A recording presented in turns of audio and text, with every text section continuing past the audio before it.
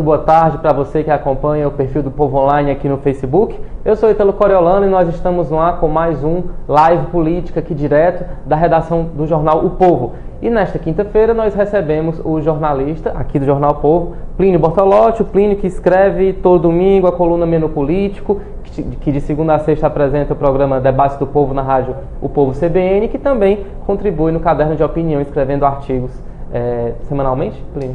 Semanalmente, quintas-feiras. Semanalmente. Plínio, muito obrigado pela sua participação, seja bem-vindo aqui ao Live Política. Vamos lá.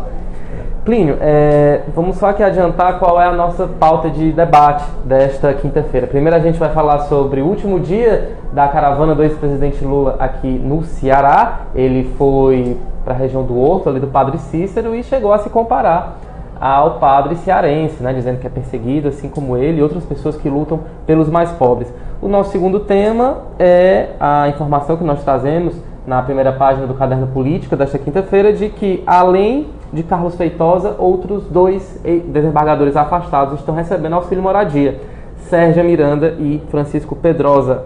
Em seguida, nós falamos ainda com personagens aqui do Ceará sobre a famosa farra das passagens, daquele escândalo entre 2007 e 2009. O MPF quer que 26 políticos cearenses devolvam os recursos que teriam sido usados de forma irregular. O nosso quarto tema é que foi feito o ajuste na delação de Lúcio Funaro, o material voltou para o STF e está tudo pronto para Rodrigo Janot apresentar a segunda denúncia contra o presidente da República, Michel Temer.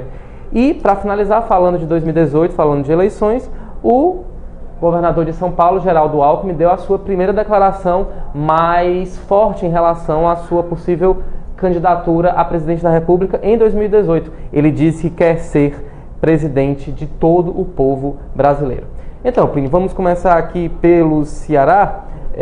Como eu falei, o ex-presidente Lula visitou o túmulo, né, onde estão os restos mortais do padre Cícero e se comparou ao padre cearense, afirmando que, assim como o padre Cícero e outros nomes que lutam pela pobreza, ele é perseguido, essas pessoas que lutaram pelos mais pobres foram mortos, decapitados, enfim. Lula sendo Lula, né? Se comparando aí a uma figura popular aqui do Ceará, mas a gente também tem que levar em conta que, pelas denúncias, o ex-presidente não é tão santo assim como ele tenta mostrar, né? Se comparando aí a padre Cícero. Bom, não resta dúvida, viu, Ítalo, que o Lula é um político muito habilidoso, né? Talvez o mais habilidoso que tenha surgido depois da ditadura militar, né? E ele usa um linguajar que é facilmente compreendido, né? Ele faz comparações que são absorvidas imediatamente. É impossível para um nordestino não entender o que foi o padre Cícero, né? E a reverência que se tem ao padre Cícero. Então, obviamente, isso faz parte da forma política como ele age, fazer esse tipo de comparações e que acabam sendo, do ponto de vista assim, político, funcionam bastante, né? Funcionam bem. Agora, o que precisa ver, assim, porque o Lula, outra coisa que o Lula, sendo candidato ou não, ele vai ser um personagem muito importante nas eleições de 2018, eu não tenho a menor dúvida disso, né? Mesmo que ele esteja preso, ele vai ser um personagem importante, né? Ele vai ser esse personagem nas eleições. Agora, o que precisa ver também é que, obviamente, ele começou essas caravanas por um lugar onde a aceitação dele é maior, né? Que é o Nordeste. Estão dizendo que ele vai fazer caravanas pelo Sudeste, pelo Sul, vamos ver como vai ser o comportamento das pessoas nesses locais. Mas, independentemente disso, eu digo que ele vai ser, com certeza, um personagem muito importante das eleições em 2018. Plínio, Padre Cícero é uma figura popular, mas também uma figura controversa, né? Ele participou ali do Partido Conservador, teve uma atuação política muito forte junto às oligarquias. É uma faca de dois gumes, né? Fazer uma comparação em relação... É uma figura controversa para os intelectuais, né? Para o povo, um santo quase. Agora, para o povo, ele é um santo, né? Ele é um santo popular, né? Ele não é um santo oficial da Igreja Católica, mas é um santo popular, como existem muitos no interior do Ceará. O Jornal Povo publicou um caderno há 2 anos atrás mostrando a quantidade de pessoas que são santificadas popularmente, né, no Ceará. É um número bastante grande. No Cariri mesmo tem o caso da menina, não me lembro o nome dela agora, mas em Santana do Cariri, uma menina que foi assassinada aos 17 anos por um namorado para defender, como se diz no interior, a honra. E ela é cultuada, tem capela, tem, enfim, procissões para homenagear essa menina. Então é uma tradição muito arraigada e muito forte no Ceará. E não importa o que dizem os intelectuais do Padre Cícero, importa que, nesse caso que a gente está comentando, é a grande reverência que se presta a ele, a grande popularidade que se presta a ele. E existem, na história do Padre Cícero, essas questões controversas dele ser do Partido Conservador, ter ideias conservadoras, mas tem também assim, esse outro lado, né? Por exemplo, o apelo religioso e o apelo aos desamparados, aos oprimidos, que era muito grande. Tanto é que o Beato Zé Lourenço, que fundou a comunidade do Caldeirão, fundou praticamente a mando do Padre Cícero. O Padre Cícero que conseguiu o lugar onde ele desenvolveu aquele trabalho que depois foi destruído pelas forças chamadas da ordem, né? Plínio, como você falou anteriormente, há chance de o ex-presidente ser condenado, ficar inelegível e até ser preso, né? O PT prefere não trabalhar com essa possibilidade, diz que não há plano B, C nem D, que o plano A é sempre Lula. Você não acha que o partido acaba cometendo o erro ao não planejar uma possível eleição sem a participação direta do ex-presidente, sem construir um plano B? O partido não corre o risco de perder ainda mais força no ano que vem? O que eu acho é o seguinte, eu acho que esse é um discurso para fora, né? Dentro, obviamente, eles devem estar discutindo alguma coisa. E uma das possibilidades é o ex-prefeito de São Paulo, Fernando Haddad, que ele também com menos divulgação que o Lula, mas ele está fazendo várias viagens para vários locais e, obviamente, ele deve ser uma das possíveis alternativas se o Lula não for candidato. Lembrando que, se você quiser participar, deixar o seu comentário, a sua dúvida, é só escrever aqui debaixo do vídeo, que na medida do possível eu vou comentando aqui. Vou aproveitar para falar agora de um comentário deixado aqui pela Suzana Barbosa de Mello. Ela afirma que é muito cinismo se comparar a um padre. Tem a cara de pau de se comparar com Jesus. Com Jesus eu acho que ele ainda não se comparou não, né? Mas já fez a comparação também, né? Mas é aquela história que eu digo. Eu não estou entrando no mérito da comparação. Eu estou dizendo que isso, do ponto de vista político, para o público para o qual o Lula fala, funciona. É só isso. Não estou entrando no mérito da comparação. Plínio, eu vou ainda continuar com 2018. Vamos direto aqui para a declaração do governador de São Paulo, Geraldo Alckmin, que, questionado sobre uma pesquisa que foi feita pela consultoria Eurásia, de que ele teria um perfil semelhante ao da candidata derrotada à presidência dos Estados Unidos, Hillary Clinton, por representar a manutenção dos valores das elites. E ele respondeu de forma dura: eu quero representar todo o povo brasileiro, os empresários, eu quero ser presidente de todo o povo brasileiro. Ou seja, parece que finalmente Alckmin resolveu vestir mesmo a roupa de pré-candidato, e é também uma forma de reação ao seu pupilo, né, ao político que ele mesmo criou, que é o prefeito João Dória Júnior.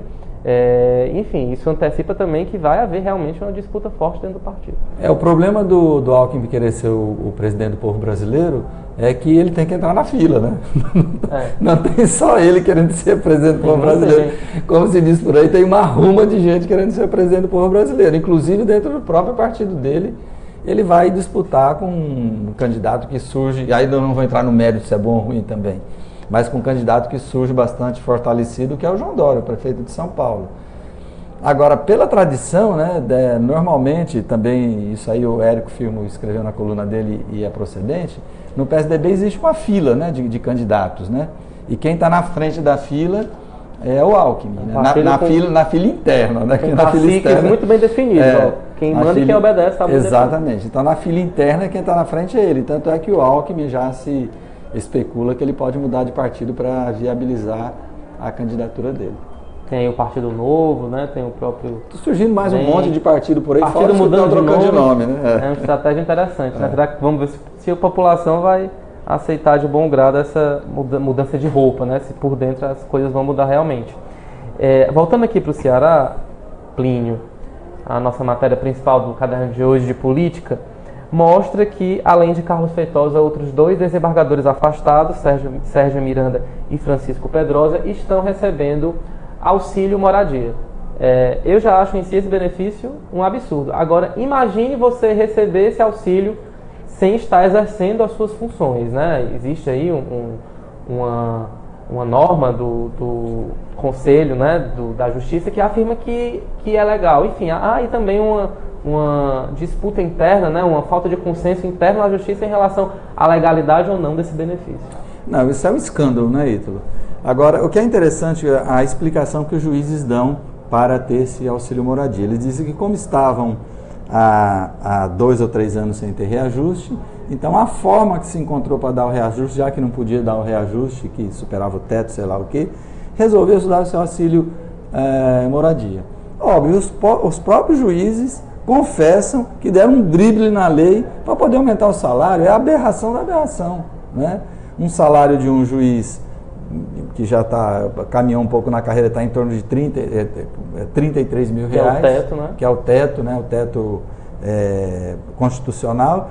E o problema que eu acho dessas carreiras, juiz, procurador, defensor público, é que o piso da carreira é muito alto. É muito alto. Né? Eu não acho muito um juiz ganhar 33 mil reais. Vamos combinar que não é muito, né? Um desembargador, um juiz e tal, quando ele já tem bastante tempo da carreira. Mas é muito alto o piso. O cara entra ganhando 20 mil reais ou mais, aí ele não ascende na carreira, porque ele, né, quase não ascende. Aí fica procurando esses penduricalhos para aumentar o salário. É um horror isso. Esse tipo de coisa eu acho que tinha que ser corrigido, a pessoa entrar com um salário um pouco menor e ir ascendendo na carreira até chegar a esse piso. Agora entra o piso, já é quase o teto, aí a pessoa, quando entra, acha bom aquele salário, daqui 10 anos já está achando pouco. É da lógica da condição humana. Nesses tempos de crise política, de buraco no orçamento, é importante também que a justiça entre nesse debate sobre uma forma de sanar o orçamento público, né? Uma forma de deixar o fluxo financeiro um pouco mais saudável, digamos assim, né? Para que a gente não passe por tantos problemas, tem que fazer tantos ajustes. Um lado da população sofre muito, enquanto uma casta fica ali blindada, sem sofrer nenhum dos efeitos e sem contribuir também com a melhoria do país. Eu não vou ter os dados aqui, mas a pessoa pode dar uma pesquisada. O Legislativo brasileiro é um dos mais caros do mundo. Estou dizendo em termos proporcionais, né? O Judiciário brasileiro é um dos mais caros do mundo, em termos proporcionais, se você pegar por número de habitantes. E essas carreiras jurídicas no Brasil, procurador, né, também é uma das mais caras do mundo. Isso você pode comparar com países mais desenvolvidos e mais ricos que o Brasil. Então tem alguma coisa muito errada aí e que é muito difícil de corrigir, viu, Ítalo? Isso eu acho muito difícil de corrigir. E contribuindo com a sua colocação aqui, a Rosijane Marques Azevedo afirma que consciência que é bom eles não têm. A Patrícia Gomes afirma, mas o governo só vê rombo na Previdência. A solução da crise política parece que é a reforma da Previdência, mas pela força que o governo tem atualmente é muito difícil que ela passe, que ela seja aprovada. A reforma da Previdência este ano não tem mais. Com certeza não voltará ao debate. Isso, se voltar, não será votado.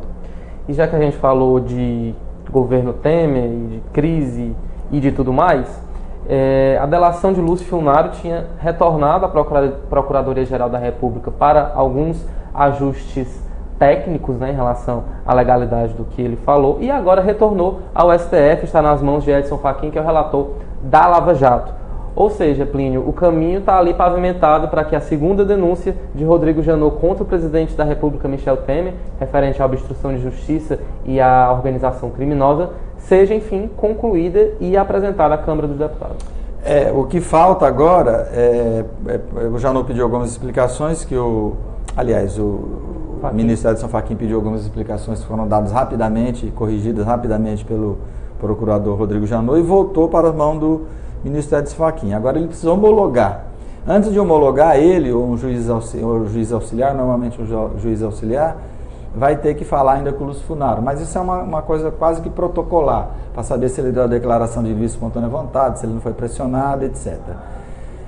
A informação que a gente tem até agora é que até segunda-feira o ministro Edson Fachin, até segunda-feira próxima, devolve isso para o Rodrigo Janot. Ele devolvendo até segunda-feira, muito possivelmente o Rodrigo Janot vai apresentar outra denúncia contra o presidente Michel Temer, por tentativa de obstrução à justiça, de ligação com a organização criminosa. Ele vai apresentar uma outra representação, porque o mandato dele vai até o dia 17 de setembro. E os advogados do Michel Temer, que está na China agora, vendendo um pedacinho no Brasil por lá, tentando vender. Será que alguém compra? Não, os chineses, se venderem, eles estão aí comprando tudo, não resta a menor dúvida. E o mais engraçado disso, Vitor, o pessoal diz que não quer estatais aqui, se os chineses comprarem, são as estatais de lá que vão comprar. Isso. É outro modelo, estatais né? brasileiras, né? Mas ainda, os advogados do Michel Temer, já haviam pedido a suspeição do Janot para atuar nos processos contra o Temer. O Edson Fachin negou e agora os advogados do presidente Michel Temer vão recorrer pedindo novamente o afastamento do Rodrigo Janot dos processos relativos ao presidente da República. É uma queda de braço que tenta aí minimizar os efeitos caso a denúncia chegue ao plenário. E o presidente em exercício da Câmara dos Deputados, cujo nome é muito diferente, né, o André Fufuca, afirmou que vai seguir o regimento e vai dar continuidade sem nenhum tipo de barreira à possível denúncia de Rodrigo Janot. São poucos minutos de fama, mas parece que o Fufuca está aproveitando bem, né? Pois é, o que acontece às vezes também acontece isso. Às vezes um deputado desse que tem pouca expressão tal, assume um cargo importante desse e às vezes quer deixar sua marca, né? Independentemente apesar dele ser aliado do governo Temer e tal. Mas é ainda a ver como isso vai se desenrolar. Plínio, relembrando um pouquinho a primeira denúncia, que foi por corrupção passiva, né? O governo enfrentou uma batalha muito dura, teve que fazer uma redistribuição de cargos dentro do governo, teve que encaminhar emendas a rodo para os seus aliados, né? 9 bilhões de reais aí para distribuir, para garantir que a denúncia não fosse acatada pela Câmara, que a Câmara não desse o seu aval para que o Supremo Tribunal Federal investigasse o presidente Michel Temer. A grande dúvida é: que fôlego resta ao presidente Michel Temer para conseguir repetir essa estratégia em uma segunda denúncia ainda mais desgastada? Teve a polêmica agora da RENCA, né, da área lá de preservação na Amazônia. Enfim, é um governo que, para essa segunda batalha, chega um pouco mais fraco do que na anterior. Mas isso não tem a menor dúvida, né? Que ainda ele está pagando a conta da primeira. Foram demitidos essa semana 100 dirigentes que eram ligados às pessoas que votaram contra o Temer e tal. Vai ser eu acho que é difícil prever o que vai acontecer, porque também tem algumas forças privatistas e etc., bastante ainda aliadas, né, do governo Temer. Mas, obviamente, ele vai entrar muito mais frágil do que foi a primeira vez. Isso não resta dúvida, mas não dá para prever o que vai acontecer não, viu, Vitor? Principalmente, assim, tem notícias ruins, mas até que tem notícias boas, né? Hoje foi divulgado pelo IBGE o percentual de desemprego no país. Ele caiu um pouquinho, de 13% para cerca de 12,6% ou 12,8%. Ou seja, dá para sentir o fôlego, apesar de a boa parte desses números se referirem às pessoas que foram para a informalidade, né? Isso está sendo contabilizado pelo IBGE. Está sendo contabilizado. Eu não vi ainda com mais cuidado não vi com mais cuidado ainda a análise do IBGE, mas as análises do IBGE são sempre muito precisas, né? Essa é uma pesquisa que ela chama de Pesquisa Nacional por Amostra de Domicílio. Então o IBGE vai de casa em casa, pergunta, então tem muita precisão nisso. Ela aumentou o número de empregados, mas na informalidade, é isso? Fora que também a qualidade dos empregos reduziu, não tem carteira assinada, né? O salário é menor. Isso é o que talvez vá acontecer com a reforma trabalhista, né? Talvez venha a piorar o quadro no seguinte sentido: talvez se aumente o número de empregados, mas a qualidade é muito ruim. Aí você precisa saber, aí a pessoa fica entre a cruz e a espada, né? O ideal seria você aumentar o número de empregos bons, né? Mas aí vamos ver o que vai acontecer também. Isso já foi possível, né? Em anos anteriores, o desemprego era muito alto, subiu, né, a taxa de empregados e não precisou dessas reformas tão radicais na legislação trabalhista. E quando se fala em 12%, 13%, talvez o índice não dê o tamanho do número de pessoas desempregadas, mas são 12 milhões e não sei quantos mil pessoas desempregadas. E lembrando que apesar dessa pequena melhora, a situação ainda é pior do que há um ano, né? O desemprego estava em cerca de 11%, né? Ou seja, está melhorando, mas até a gente recuperar o que tinha antes, vai demorar ainda muito tempo.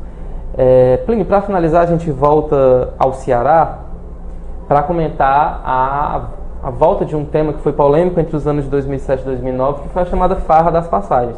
O Ministério Público Federal quer que 26 políticos cearenses devolvam recursos que teriam sido usados irregularmente, viagens ao exterior, viagens de familiares, enfim, gastos com passagens aéreas que não teriam relação direta com o mandato dos então parlamentares.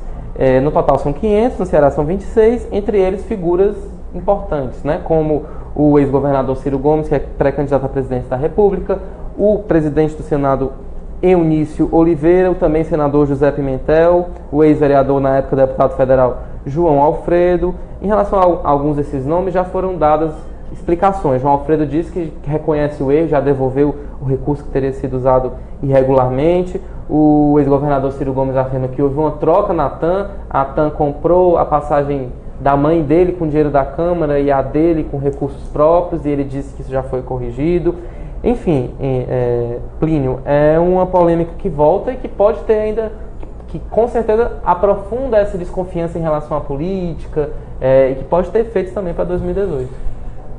Pode ter algum equívoco aí no meio dessas 500 e tantas pessoas no Brasil inteiro, mas de fato é aquilo que eu estava dizendo agora há pouco, né? O legislativo brasileiro é muito caro e ainda fora os abusos que ele contém, né? Porque um parlamentar, além do salário, outro dia eu publiquei uma coluna dando quanto custa um parlamentar por mês, se não me engano, passa de 100 mil reais. Com verba de desempenho parlamentar, verba de desempenho, viagens que eles podem fazer gratuitamente, assistência médica, muitas vezes para a família. É uma série de benesses, e além das benesses dos abusos, que não é oferecida a nenhum trabalhador, né? Nem mesmo o trabalhador do serviço público, talvez, né? Então, eu acho que é correto. O Ministério Público levantou esses dados e vai agora atrás de cobrar dessas pessoas, o que é muito justo, esse tipo de abuso, né? Porque a pessoa tem lá uma cota, viaja doidado, né? Apresenta a nota, apresenta o bilhete, etc. É igual essa verba de desempenho parlamentar, que basta apresentar uma nota, né? Então, eu acho que essas questões deviam ser muito mais bem controladas e acho que a gente tinha que abaixar os custos de um parlamentar. Eu não sou a favor daquilo que o parlamentar não tem que ganhar nada, o parlamentar tem que sofrer. Não, eu acho que o parlamentar tem que ganhar um valor razoável que dê para ele se manter, né? E eu acho que tem que ter um salário, porque se você elege uma pessoa que não tem recursos, ela vai precisar de um recurso para se manter. Se você não oferecer um salário, só rico é que poderia ser parlamentar. Mas isso tem que ter um limite. E esses limites no Brasil já passaram de qualquer medida razoável. Então essa questão acho que tem que ser revista sem dúvida nenhuma. Mas volto a dizer, tanto essa questão como dos supersalários é das mais difíceis de resolver. Uma porque atinge diretamente quem poderia votar a lei para melhorar isso. E outra porque o lobby desses funcionários, né, Justiça, Ministério Público, é muito poderoso, né? Mesmo porque eles que julgam questões do governo, enfim. Então, eu acho que são equívocos, erros, que são difíceis de corrigir. Se a gente lembrar 2015, né, naquele processo ali, 2016, um processo de impeachment, tinha uma pressão muito forte de servidores da Justiça Federal por aumentos, né, e isso acabou desgastando o governo Dilma, e assim que o presidente Michel Temer assumiu, já foi garantindo aí uns reajustes de mais de 20% que estariam acumulados. É uma pressão realmente gigantesca, né? Agora, Plínio, esse escândalo, como eu falei, ele é de 2007 a 2009, demorou um tempão até que o Ministério Público tomasse alguma providência. Será que é tanto documento, tanta coisa para analisar? Eu suponho que eles estavam analisando, né, para poder entrar com uma documentação que fosse difícil, não fosse facilmente questionável, né? Mesmo assim, pode haver algum equívoco. Esses casos que você citou pode ser equívoco. Eu acho que os equívocos que, se houver, eles devem ser sanados, mas acho que tem sim que fazer a cobrança de quem gastou indevidamente o dinheiro público. Plínio, para finalizar, eu vou ler aqui alguns últimos comentários. A Patrícia Gomes afirma que parece com todas essas investigações feitas pela Lava Jato, eles, políticos, né, ainda acham que podem continuar com esses abusos sem ninguém dar conta. Com certeza, com redes sociais, com o aumento da transparência, a cobrança está sendo muito maior. A Patrícia Gomes também afirma que existe muita certeza da impunidade, né, e ainda afirma que eles são irrecuperáveis. Olha o Fernando Collor, realmente, sofreu um processo de impeachment e agora foi denunciado mais uma vez, né, por envolvimento na Lava Jato. É um pouco decepcionante, né, Plínio? Plínio, é isso. Ok, então. Nosso programa terminou. Eu agradeço muito a sua participação aqui e até a próxima, né? Em outro momento a gente volta a conversar de novo. Boa tarde aos ouvintes e espectadores, né? Os internautas, né? Aqui internautas, no Facebook. E até a próxima. Eu agradeço muito também a sua audiência, a sua companhia. E lembrando que na próxima terça-feira nós estaremos de volta comentando outros assuntos referentes tanto à política aqui do Ceará, como também às polêmicas que são geradas e que se aprofundam lá por Brasília. Muito obrigado pela sua companhia e até a próxima.